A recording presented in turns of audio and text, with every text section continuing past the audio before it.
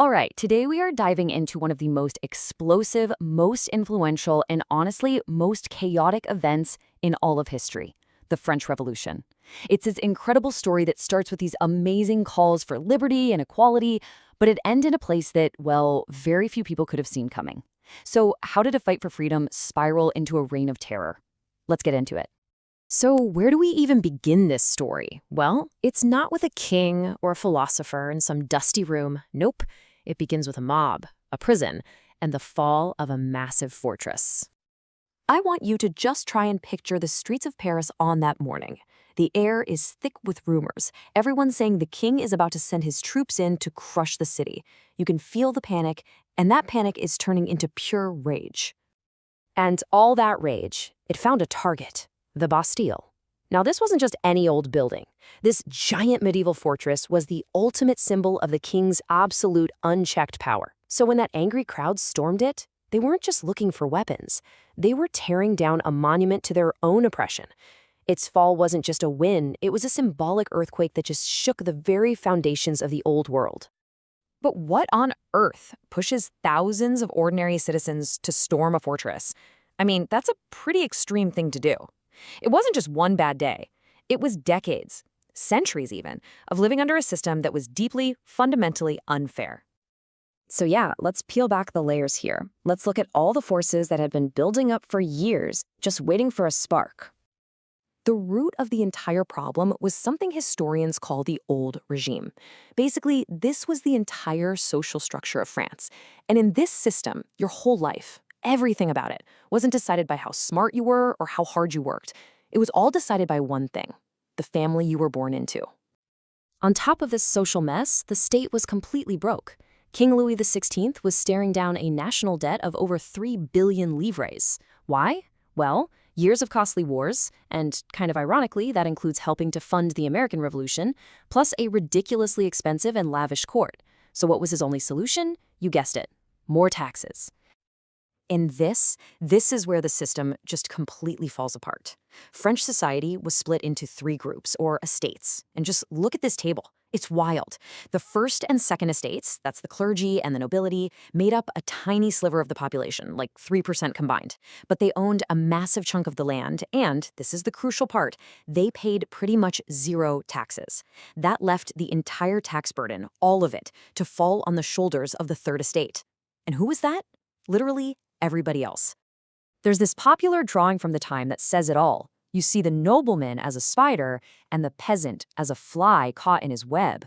The common people really felt this way, trapped, consumed, devoured by this parasitic aristocracy. This wasn't just inequality. To them, it felt like being prey. And then, just when you think it can't possibly get any worse, it did. A few bad harvests in a row caused the price of bread to just skyrocket.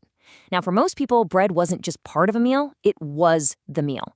So this wasn't just an economic problem, it was a full-blown subsistence crisis. They were literally starving while the rich and powerful lived in luxury. So you've got this perfect storm of injustice, debt, and actual starvation. The people of the Third Estate finally hit their limit. They decided that if the system wasn't going to bend, well, they were just going to have to break it. But this wasn't a revolution just born from hunger. It was also born from new, powerful ideas.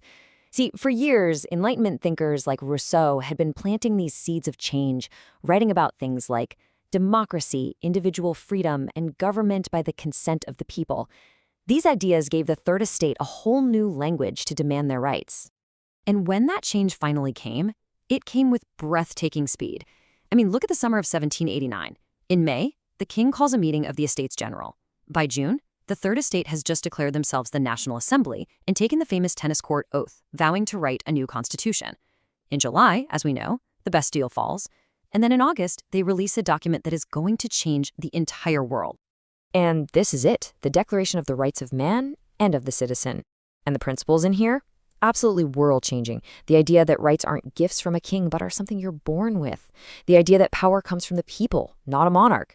I mean, this document just perfectly captured the incredible, optimistic, idealistic spirit of the early revolution. But all that optimism, all that hope, it wasn't going to last.